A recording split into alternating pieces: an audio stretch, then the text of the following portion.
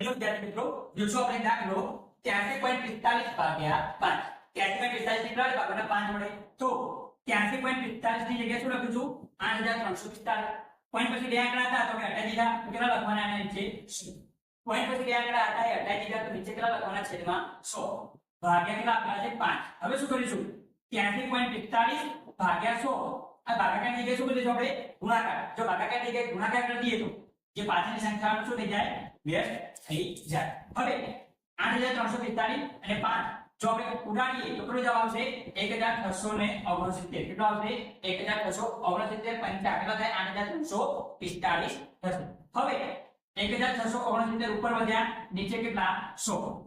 1669 ને કેટલા વડે ભાગવાના 100 વડે. તો જો આ 100 હટાવવા હોય તો બે મીંડા છે તો પોઈન્ટ પછી કેટલા આંકડા કરવાના, બે આંકડા કરવાના તો 16.69 જવાબ આવશે. એટલે કે આપણો જવાબ છે A.